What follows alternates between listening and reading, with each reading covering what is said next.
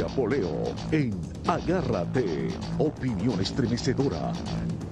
Buenas noches, bienvenidos a Agárrate. Hoy es el primer programa en vivo de la semana. Tengo que disculparme porque no les avisé a tiempo, pero el lunes tuve que asistir a una conferencia en la Universidad de Georgetown en Washington, específicamente en la Escuela de Leyes. Una conferencia que se refirió al uso que países totalitarios como Venezuela hacen de Interpol para perseguir más allá de las fronteras a quienes disienten de los gobiernos, de su gobierno, a quienes pensamos distinto, ¿no? Allí estuve invitada por una ONG que tiene funcionamiento en Londres, que se llama Fair Trail International, que fue la que organizó este evento para estudiantes de Derecho, para abogados, para defensores de derechos humanos. Y bueno, el sacrificio es realmente un viaje agotador. Valió la pena porque el día de hoy el New York Times, permíteme, lo tienes ahí a mano, el New York Times ha editorializado con el tema. Aquí lo tengo en mis manos, ustedes pueden verlo en pantalla. Ha hablado por fin, después de la lucha que los perseguidos de Interpol hemos dado para que se entienda cómo se utiliza una organización tan importante y tan fundamental para la lucha contra el crimen, se utiliza para perseguir a disidentes y a quienes pensamos distinto de lo que, de lo que es la línea gubernamental, ¿no? Ahí estuvimos personalmente dos perseguidos de Interpol, un ciudadano egipcio y también vía Skype otras dos personas que han sido colgadas en las listas rojas de Interpol, en las noticias, lo que se llaman las noticias rojas, es decir, como los criminales más peligrosos, y en realidad lo que son es simplemente opositores del gobierno de los países que utilizan a Interpol para esto. Fíjense, es tan importante que el New York Times se haya hecho eco de esto mucho, repito, que se entienda cómo Interpol ha sido abusada para perseguir más allá de las fronteras. Porque mientras personas inocentes hemos sido catalogadas de criminales en esas fichas falsas que colocan en Interpol, pues hay otros que están dando vueltas al mundo utilizando el aparato del Estado para cometer crímenes. Es el caso de los dos sobrinos de Cilia Flores que fueron capturados en Haití con 800 kilos de cocaína y que fueron presentados hoy ante la Fiscalía de Nueva York. Ahí sí es verdad que la primera combatiente, es decir, Cilia Flores, no va a poder hacer nada como sí lo hizo en el caso de la magistrada Miriam Morandi. Ustedes se tienen que acordar del evento en que esta magistrada, que es comadre de Cilia, a lo mejor es comadre de Cilia porque bautizó a uno de estos que está preso ahorita en Nueva York. La Miriam Morandi iba saliendo del aeropuerto de Maiquetía con un solicitado por narcotráfico y en la captura pues ella amenazó a los oficiales que hicieron el operativo con que no iban a ascender. Bueno, Miriam Morandi fue puesta en libertad inmediatamente por orden de Cilia Flores. Esa orden de Cilia Flores que puso en la calle a la cómplice de este acusado de narcotráfico no va a poder darla aquí en la Fiscalía de Nueva York, donde están estos dos tipos, estos dos sobrinos de ella, cantando. Ahora, ¿qué es lo que cantan? Porque eso es muy importante saberlo. Ellos parece que de una, porque ustedes saben que aquí en este país se coopera con información cuando tú entregas al que está más arriba o al que es clave para una operación de narcotráfico y pues te reducen, no es que te ponen en libertad, no, te reducen la pena. Esa pena de, por ejemplo, cadena perpetua que les tocará por los 800 kilos, entonces se las reducen a 65 años en la cárcel. Pero no es que los dejan en libertad. Bueno, ellos enseguida salieron a decir que la droga era de Diosdado y de Tarek El Aissami, que sabemos que tienen su cartel de droga porque hay bastantes evidencias sobre eso, hay bastantes testimonios. No es que yo quiera defender a Diosdado ni a Tarek El Aissami, Dios me libre de eso. Es que si acusaron a unos es porque son los otros, porque sabemos el enfrentamiento que hay entre carteles en Venezuela y este cartel es el que maneja el lado de Cilia Flores. Obviamente son sus sobrinos a quienes se les ha prestado el aparato del Estado para que lleven droga hacia otros países.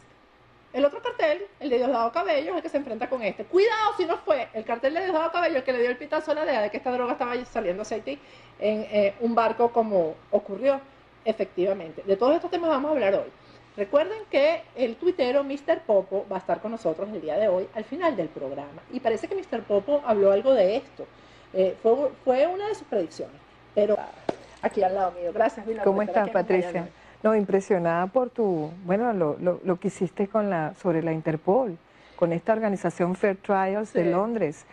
Me parece muy importante además esta lucha, como tú dices, tan tenaz que has tenido, porque a ti te costó muchísimo, creo que 2 años, que esta gente finalmente entendiera que tú eras parte de una persecución, tú ya eras asilada política aquí en Estados Unidos, y bueno, el New York Times lo refleja en el editorial, cosa que a mí me parece que es un premio a tu tenacidad también. Y a la tenacidad de Fair Trials. Así es. Porque esa ONG se ha ocupado realmente de que se entienda que no son casos aislados también, sino que es una política de Estado, ¿no? Bueno, fíjate, y de los estados totalitarios, estos que se apropian, estados criminales, estados mafiosos, porque ese es el concepto que lo acuñó Moisés Naín en su momento y que se aplica al caso de Putin, que ya tú ves que es el rey de las mafias, como creo que ayer lo dijo en el debate republicano, Marco Rubio fue el único que se refirió a él como un gángster, y yo sí creo que Putin tiene características gangsteriles. Claro. Y obviamente estos estados que han replicado ese modelo criminal, que se mezcla, y tú lo ves en el escándalo, y no quiero desviarme del tema,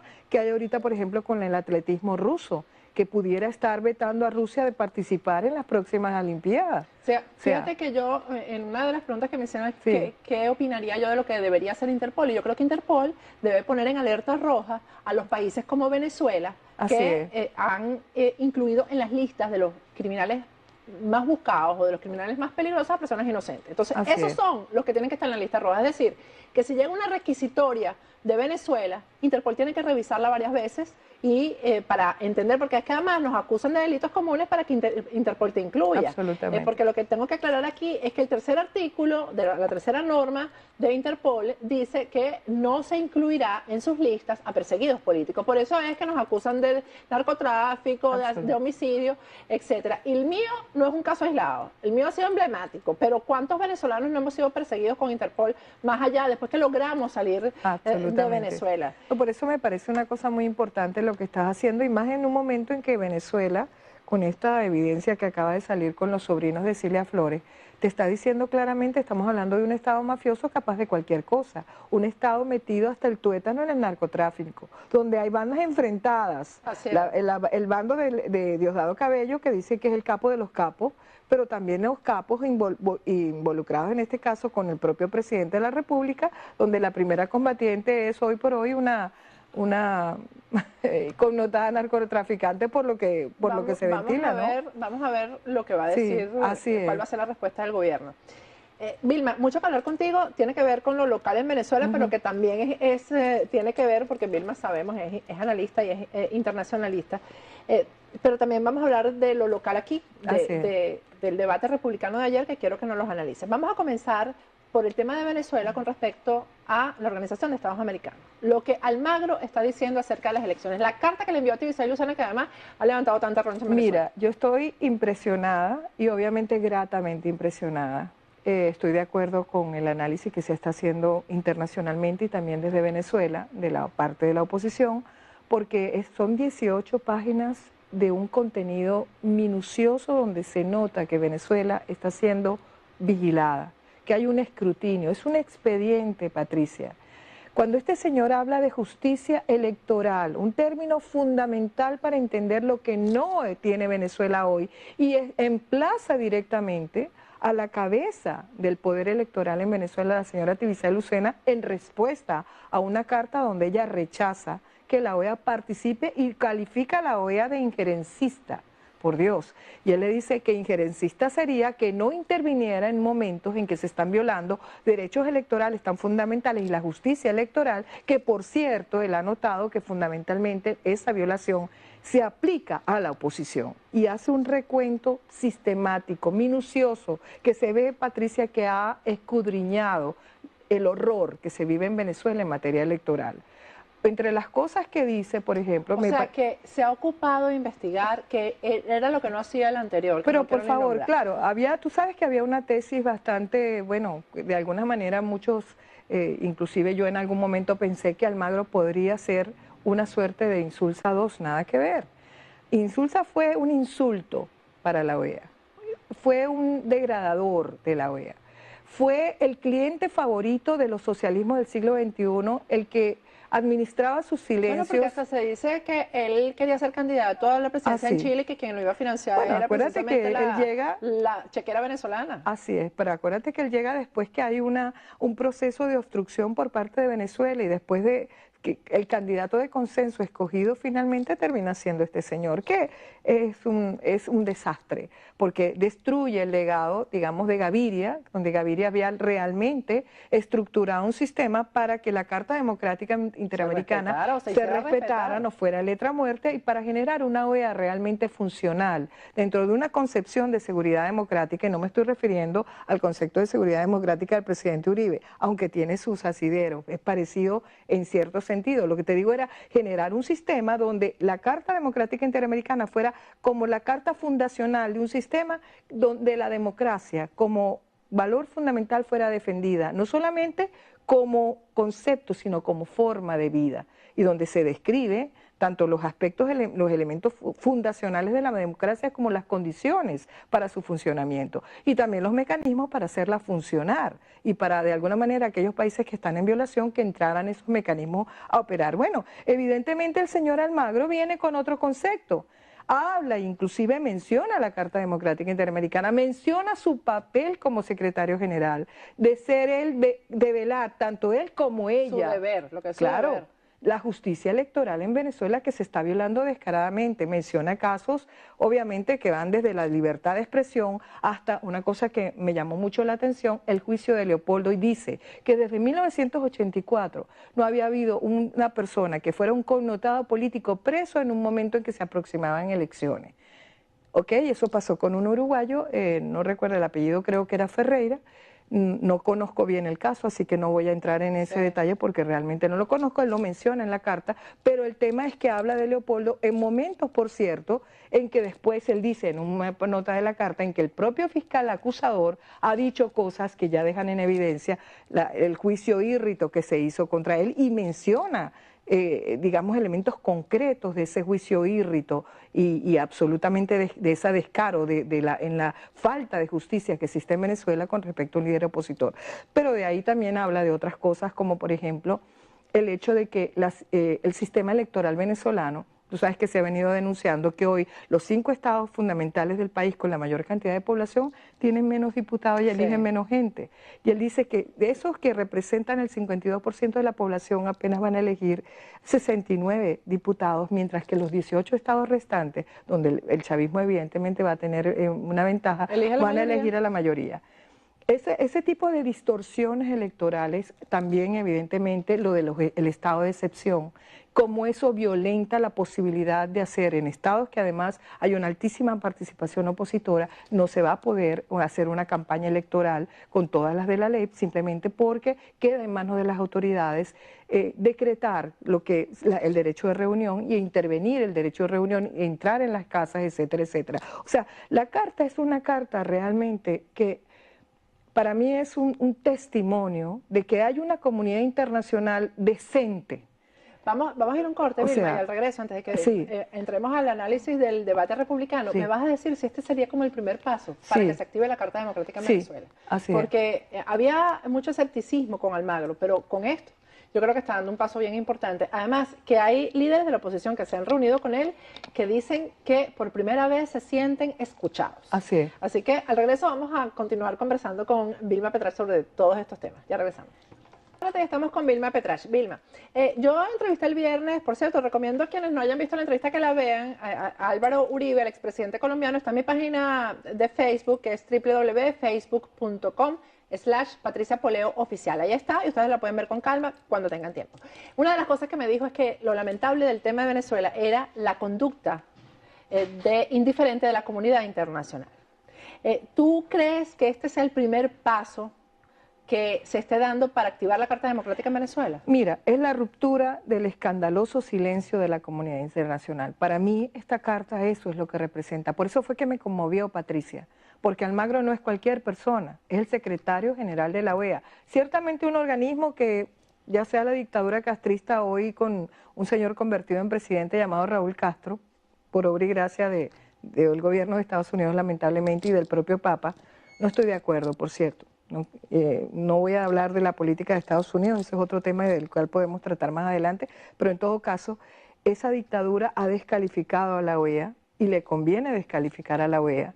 Y por supuesto, otros gobiernos de América Latina que han violentado el derecho a la democracia de sus pueblos, que no practican la justicia ni electoral ni la justicia social, que por supuesto manipulan descaradamente la justicia para criminalizar a la disidencia, para perseguir a opositores, el caso tuyo, porque esto de la Interpol es un caso evidente de eso, claro. Y para definitivamente destruir las instituciones y convertir a estos países en casi estados fallidos. Caso de Venezuela.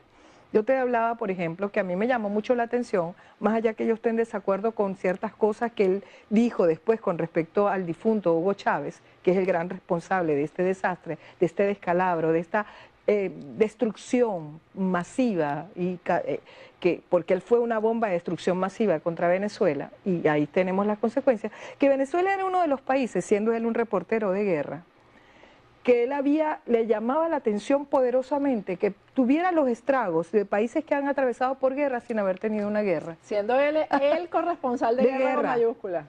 Entonces yo dije, bueno, pero claro, lo que a mí me llamó la atención es que él dice que Chávez no hubiera llegado a estos extremos. No, Chávez es el causante de todo este desastre. Él fue el causante, él fue el primero que, por ejemplo, a la jueza Fiuni, por televisión, claro, la condenó a 30 años. ¿Tú te acuerdas? Él es el que la tiene sometida todavía después de muerto a este absolutamente, bueno, y no olvidemos que el señor Maduro fue su canciller por 6 años y fue su vicepresidente y fue elegido a dedo por La Habana, donde el difunto, sea manipulado o no por la dictadura castrista, escogió como su sucesor al señor Nicolás Maduro. Este desastre se lo debemos a Chávez. Entonces, nunca justifiquemos, y considero que el señor, ahí es donde se equivoca John Lee Anderson de plano, pero en la identificación de Venezuela como un país que es hoy por hoy un país que tiene las mismas características de un país devastado por la guerra. Bueno, ahí lo tenemos las consecuencias. Venezuela hoy pasa... Mira, yo te voy a decir algo que quisiera un poco compartir con la audiencia que vive en Venezuela y la que está internacionalmente. Habla mis sobrinos conmigo y me dice, tía, renunciamos 5 personas, un muchacho profesional, con maestría, un muchacho muy bien educado. ¿Tú sabes cuánto ganaba él en una organización financiera? ¿Cuál era su sueldo mensual? $100, Patricia. Estamos hablando en la Venezuela de hoy. Cifras que ahorita me escribió también Jesús Cacique, que es un economista muy importante en Venezuela, y me dice, ya estamos listos con la hiperinflación, ya está presente en Venezuela, ¿no? La cantidad de sueldos al año que tienes que tener, o sea, para reunir para comprar un carro cualquiera, son cifras que son absurdas, parecen realismo mágico. Es realismo mágico. Y te digo una cosa, lo que más me llamó la atención de esta conversación que tuve con mi sobrino es que él me dice, de los 5 que renunciamos, 4 se están yendo del país. Sí, eso es un drenaje de capital humano y no podemos, Patricia, criticar al que se va. El que se va está protegiendo a su familia, aunque adore al país, aunque quiera Venezuela. De sus hijos. Claro, absolutamente. Y yo creo que definitivamente, hablando un poco de este proceso electoral que Almagro de alguna manera denuncia lo que está pasando, desde la confusión en las papeletas electorales, acceso a los medios de comunicación, falta de justicia, uso abusivo de recursos, todo lo que él identifica, dice claramente que la oposición no se puede confiar. Que la oposición, o sea, no, es que yo creo que aquí le está diciendo, señores, no quieren que yo vaya, porque todo esto es un retrato de lo que está pasando electoralmente con Venezuela, de que en Venezuela no existe justicia, y mucho menos justicia electoral, y que no hay manera, mira, Patricia, ellas ya armaron, y lo quiero decir, no, hay que votar, claro que hay que votar, por supuesto, pero están haciendo todo para que la oposición tenga mayoría simple, con lo cual no va a hacer absolutamente nada. Y la oposición tiene que pelear, pero cada centímetro, todos los puntos tienen que estar estrictamente vigilados por la oposición, porque de lo contrario esta gente va a hacer estragos y van a buscar legitimar lo imposible de legitimar, que es este desastre que está ocurriendo en Venezuela. Por eso creo que estas elecciones Son fundamentales. Yo diría que son las elecciones, siempre decimos eso, No, pero yo pero sí creo que estas esto- son las más fundamentales que ha vivido la República. Porque es que estamos y de perdiendo... la conducta del ciudadano Sí, depende muchas cosas. no, porque es que el país está en Vilma. proceso de desintegración, Así es. Patricia. Esto ya es demasiado grave. Venezuela es un estado fallido, ya es un estado fallido. Y ni siquiera podemos tener una dictadura funcional, hablando de dictadura funcional, ahí la tenemos el castrismo que logró que el gobierno americano negociara con ellos en sus mejores condiciones y esté dando todas las concesiones que tienen que dar. Nada que ver con el caso venezolano, que no hay un gobierno que funcione. Así es. Así Bueno, que- vamos a pasar de tema, nos vamos aquí Sí. a estas Vamos a tierras hablar. que nos acogieron, a Estados Unidos. Háblame de cómo estuvo ese debate republicano. Bueno, voy a hablar de un tema que, por cierto, me duele menos, pero me interesa mucho. Claro. Me duele menos porque Venezuela es un dolor permanente y es difícil. No es que uno no pueda mantener la objetividad, Patricia, sino que realmente nos duele muchísimo la degradación del país. Pero el caso de Estados Unidos obviamente preocupa el grado de polarización política que hay en los Estados Unidos. Y de alguna manera lo que pasa en el debate te refleja también la crisis que está viviendo el Partido Republicano. Ahí tú ves representado a un Rand Paul que es un aislacionista a ultranza, con gente como un Marco Rubio que dice que Estados Unidos tiene que tener una presencia internacional fuerte, con un Ted Cruz que quiere estar jugando en el medio diciendo, bueno, peor nos iría si no defendiéramos a la República, si ustedes creen que es malo defenderla, peor sería no defenderla,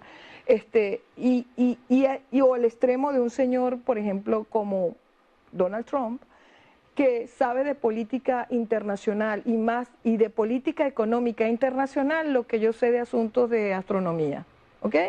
Para decirte claramente, o sea, ahí se vieron cosas verdaderamente interesantes. No creo que fue un debate donde hubo un ganador claro.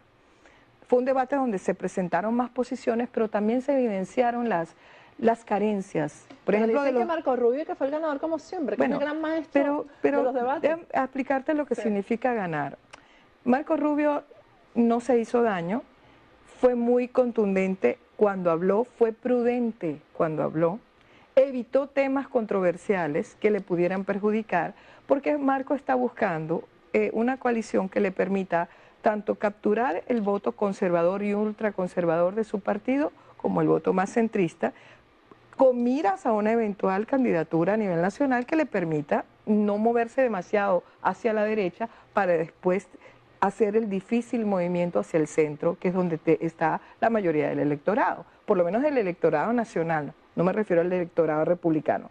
Marco, por ejemplo, hizo statements muy interesantes, como la gente lo malinterpreta cuando él dice que necesitamos menos filósofos y más gente entrenada en oficios, digamos, más comunes. No recuerdo cuál fue la terminología exacta que utiliza, pero él lo que se estaba refiriendo es la necesidad de entrenar a la población en los Estados Unidos, porque terminan muchos estudiantes saliendo de high school sin preparación y en un momento dado en que, aunque parezca que la economía se está recuperando, la economía está creando empleos de baja calificación y mucha gente, por cierto, ha dejado de buscar trabajo y por lo tanto ya no están en la fuerza laboral. Hay una realidad donde el crecimiento de la economía es menos o aproximadamente el 2%, donde hay una realidad económica complicada y donde el ciudadano común y de clase media está sufriendo los estragos de la destrucción del sueño americano. Él dice, yo represento el futuro y yo, en comparación a la señora Clinton, que representa el pasado, voy a dar esa visión de futuro que el país necesita. Por cierto, que discúlpame que te interrumpa, cómo no. pero estuve en Washington y me impresiona la campaña que hay, el mercadeo que hay con Hillary. O sea, en todas las tiendas, en todos lados, o sea, es una campaña realmente de cositas que comprar que se refieren a Hillary. Sí, bueno, mira, Hillary pareciera ser la candidata inevitable del Partido Demócrata, pero mira, yo creo que el Partido Republicano tiene que hacer un trabajo muy arduo. ¿Quién es el mejor candidato para ti del republicano que se pueda enfrentar con Hillary? Para mí hay candidatos buenos. Creo que Bush es una gran decepción básicamente por su personalidad. No tiene la fuerza de personalidad. No importa cuál es el mensaje, no llega. Creo que pero tú sabes que dicen que al final es que va a sacar la chaquera no. y va a ganar. No, o sea, que hay como una seguridad. No es suficiente, Patricia, no es suficiente. Ayer mismo, terminando el debate, un inversionista importante... ¿Se retiró? No, le dio su apoyo a Marco Rubio. lo dijo abiertamente, un inversionista de Nueva York, de estos fondos mutuales importantes, inversionista financiero, y lo dijo abiertamente y dijo que lo iba a decir públicamente, que estaba apoyando a Marco Rubio. Marco Rubio poco a poco viene escalando porque, como te digo, yo le digo, un término político que yo utilizo es bilingüe, es decir, puede hablarle tanto a los ultrarradicales, a los conservadores como a los centristas. Representa más el criterio, aunque no es millennial por su edad, porque es un hombre joven todavía de 44, 45 años creo que tiene ¿Eso le Marco. ayuda o no? No, lo que te quiero decir es que le apela a los jóvenes y sí representa una generación diferente. Es un candidato que a mucha gente le duele porque dicen, bueno, es un newcomer. Acaba de llegar al senador y no cumple con su trabajo. Eso no es cierto. Él ha cumplido ciertamente, como muchos senadores que no han cumplido, incluyendo el presidente Obama, es cierto. Cuando están en campaña a lo mejor no cumple como lo deberían, pero la verdad es que él no piensa seguir como senador. Él ha dicho, no quiero seguir en ese establishment, quiero pasar a otra, quiero lanzarme a la presidencia y por lo tanto no voy a correr como senador. Algunos que dicen que si no lo logra va a terminar de gobernador de la Florida y pudiera ser. Pero Marco es una persona que a Charlie Crist, que parecía el candidato imposible de derrotar aquí en la Florida, lo derrotó, al punto que Crist pasó de republicano a independiente y ahora es demócrata. Ahora es demócrata, exactamente. Y lo derrotó. Gracias a Marco Rubio. Y lo derrotó, por cierto, sí, exactamente. Marco Rubio ha hecho cosas bien interesantes, y no quiero decir que no soy rubista, no soy marquista, no sé cómo llamarlo, yo estoy tratando de ser analítica, pero hay otra cosa, si tú ves la realidad de este país, yo creo que el que más se lleva con la realidad después de Obama es Marco Rubio. Claro, ¿no? Es que te lo está diciendo. Tú me acabas de dar el punto, en el punto clave. La gente no quiere la política vieja ni tradicional. En ningún país y la pasando única manera en que pudieran venir a la política tradicional es si un Donald Trump llega, por ejemplo, de candidato, porque no hay manera, o inclusive un Ted Cruz, que aunque es un hombre articulado, no solamente no tiene carisma, sino para los ultraconservadores, sino que es una persona que polariza demasiado. Marco no es un polarizador. Marco le puede llegar a un público más amplio. Y además el Partido Republicano desde hace rato tiene una desventaja matemática. Aquí tú sabes que se eligen por colegio electoral. Sí. Ya ellos tienen, el Partido Demócrata ya tiene garantizado por matemática 244 votos electorales y se necesitan 271 para ganar. De manera que ya el Partido Demócrata arranca con una ventaja. Exactamente. Demográfica, por las coaliciones que ha hecho. El candidato republicano tiene que ser muy bueno. Tiene que ser muy bueno, y de verdad creo que no es el señor Bush, mucho menos el señor Trump, que de republicano tiene lo que, repito, yo tengo de astronauta. Sí. Ese no es republicano. Los republicanos no identifican como el señor Carson es muy cálido y muy chévere y lo que usted quiera, pero la verdad es que es un desconocedor total, no tiene profundidad de conocimiento, no da más allá de lo que vimos ayer en pantalla. Y por ahora las encuestas los están poniendo arriba a él y a Trump, pero la verdad, yo creo que eso se desinfla y se va a decantar. Y van a quedar candidatos como Marco, como Ted Cruz, que hay que tomarlo en cuenta porque acuérdate que la base ultraconservadora vota. Pienso que de repente veremos todavía a Bush sobreviviendo, pero no va a llegar. Al final la contienda creo que se va a decidir entre un Marco Rubio y un Ted Cruz. Dos latinos, por cierto, cubanos. Pero tú sabes que yo, de verdad, espero hacerme ciudadana americana y votar. Con el tiempo suficiente para votar por Marco Rubio. Bueno, frente a mi hija que es demócrata, pero ahí estamos enfrentados en la familia, pero bueno. ¿Tu hija es demócrata? Es demócrata. Ella es hilarista. Dice que no le gusta Hillary, pero que si esa es la candidata demócrata, no, que ella no me diga que le gusta Bernie Sanders, que es un connotado. Oh my God. Sanders era hippie comunista, sí, es un hippie comunista. Para que tú veas, por lo menos lo dice abiertamente, si no es comunista estuvo muy cerca del comunismo y todavía creo que tiene muchas simpatías, ¿no? Oh. Gracias, Vilma. Okay. Así que en el camino tenemos que seguir conversando sobre esto. Bueno, ya saben, no se vayan de ahí porque al regreso viene Mr. Popo. Ya volvemos. Y ya por fin, esto que han estado esperando, las redes sociales están enloquecidas con esta entrevista y déjenme decirle como periodista que esta es una de las entrevistas más raras que yo he hecho en mi vida, porque es como un personaje que existe pero no existe, que es pero no es, y bueno, su rostro ustedes no lo van a poder ver porque es un perseguido del gobierno. Ya hemos visto cómo Diosdado Cabello lo menciona a Mr. Popo Celestial. Sabemos lo que ocurre con los tuiteros en Venezuela, que de alguna forma hacen predicciones y lo peor es que las predicciones son ciertas y entonces eso es lo que no le gusta al gobierno. Bueno, sobre todas estas cosas vamos a hablar hoy con Mr. Popo. Yo le pedí a Mr. Popo que para que no empezaran las envidias, porque usted sabe que las envidias es una cosa, Mr. Popo, con él vamos a hablar de lo que es la envidia. Los envidiosos decir que esto es una mentira, que eso era un cuento, que no es Mr. Popo. Le pedí al propio Mr. Popo que tuiteara que íbamos a estar hoy en esta entrevista y así lo hizo. Pues eso fue una locura en esas redes sociales, me han escrito de todas partes del mundo para saber a qué hora, cómo verlo, etcétera, etcétera. Bueno, vamos a arrancar esta entrevista con un video de algunas de las predicciones que ha hecho Mr. Popo, algunas, porque aquí no están todas. Sobre eso vamos a hablar con él, lo que ha acertado, lo que no ha acertado, las cosas que no se han dado pero que se pueden dar. De todo eso vamos a hablar hoy aquí en Agárrate con Mr. Popo, pero primero vamos a ver el video. Predicciones Mr. Popo Celestial 1 de junio 2015. Fuente www.diariocontraste.com. Suiguenos @antenax2 y @el Gran Patriarca. Los días por venir estarán marcados de tensiones y muchas protestas. La traición saldrá a la luz. Un personero rojo de segundo mando generó una noticia de que todo está perfecto, pero desde sus mismas filas lo traicionarán, darán informaciones contundentes sobre los narcosoles. Varios personeros rojos huirán del país. Comienzan las divisiones entre las filas rojitas, habrá muchos personeros que están viendo otras vías para salir del país rápidamente. El régimen tambalea. Un alto personero rojo alborotará las abejas, desde el alto régimen querían tapar las noticias de los narcosoles, ahora vienen más revelaciones, más acusaciones, las pruebas llegarán. Viene la implosión.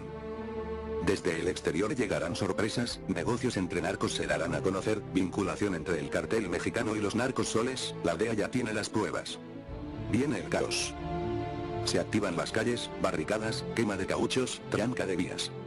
Vienen más protestas por doquier, se calentarán nuevamente varios estados, estarán candela. Las cartas me revelan tiene que cuidarse un abogado de derechos humanos que ayuda a los presos políticos, el régimen querrá culparlo en un caso de asesinato de un diputado. Habrá emergencias. Situación de las lluvias serán muy severa, vías inundadas, puentes que se caen, deslave, desbordamientos de ríos. Esto estallará, situación muy fuerte en un cuartel, se escucharán detonaciones y disparos, habrá un llamado, militares se sublevan. Impactante. Llegan los días. Habrá dos señales, una en pleno día y la otra en la madrugada, algo pasará, sonará un estallido, una explosión en 3 cuarteles. Los días por venir, hora cero, viene paro de transporte. Protesta en varios estados por falta de energía eléctrica. Allanamientos, cuerpos policiales buscarán crear tensiones. Trabajadores de PDVSA protestarán. Protesta por todas partes. Tranca de vías en Caracas. Aparecerán noticias sobre un militar asesinado por órdenes del mismo régimen.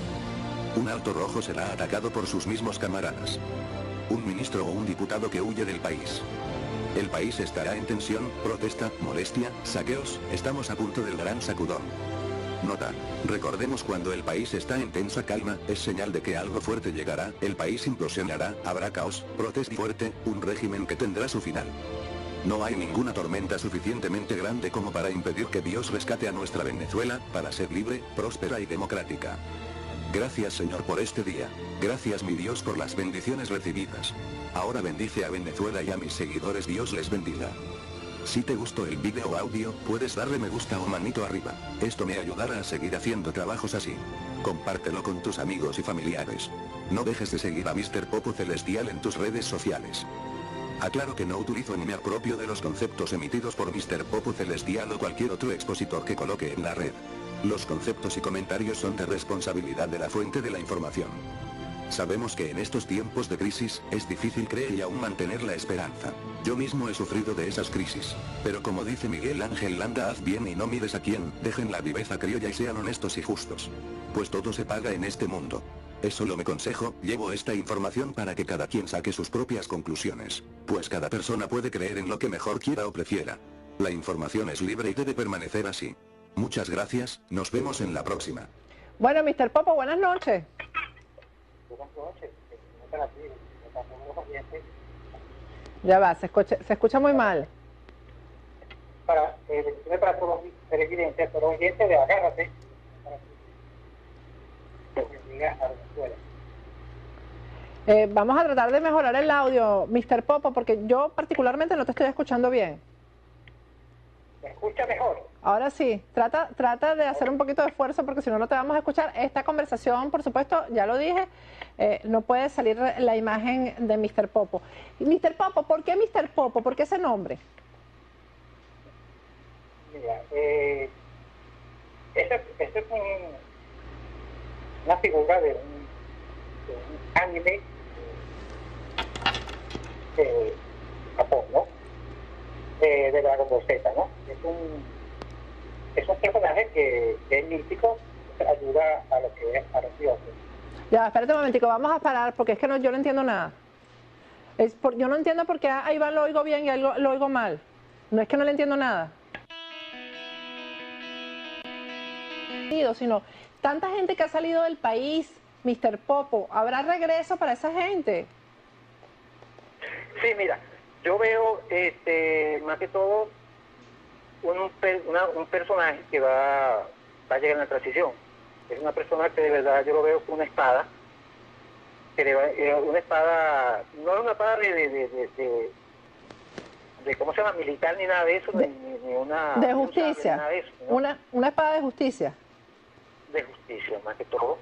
Y él va a imponer ley, él va a imponer que Venezuela lleguen a inversiones, va a ser una persona que va a gerenciar al país para que salgamos adelante.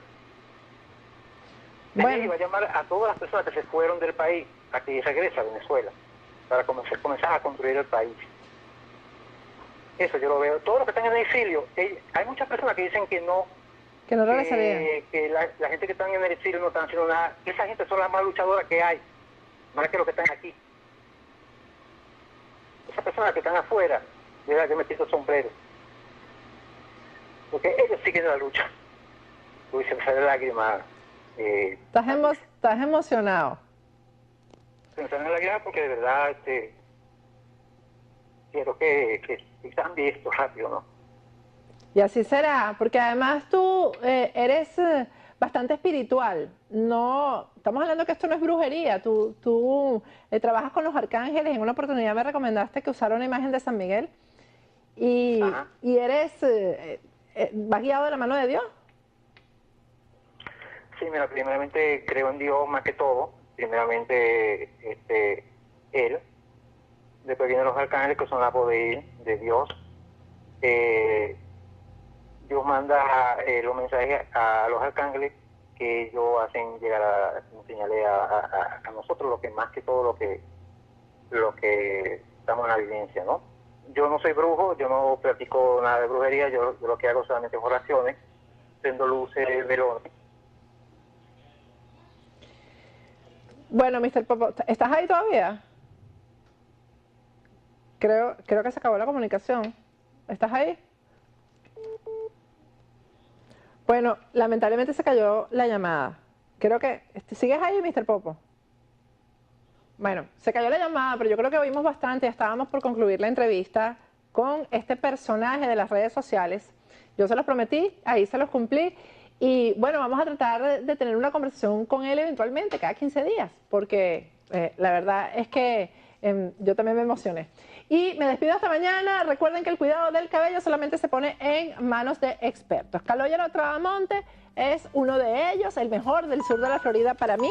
Y su teléfono celular es el 954-732-1485 y su página web es www.turred.com. A través de esa página web hacen su cita y esta imagen hermosa que tengo hoy puesta me la hizo Jackie Rosenthal. Jackie está ubicada en Weston, me la hizo además como regalo de cumpleaños, se lo agradezco muchísimo, es la Virgen de la Milagrosa, la llevo hoy y me está protegiendo. Jackie está ubicada en Weston, les repito, da clases de artesanía, tiene todas esas prendas son hechas por ella y tiene una oferta, si vas con una amiga, una clase te sale gratis. Su teléfono es el 954-708-9300. Por cierto, mañana está de aniversario, un año cumple el taller de Jackie Rosenthal mañana. Muchísimas felicitaciones, me despido, hasta mañana.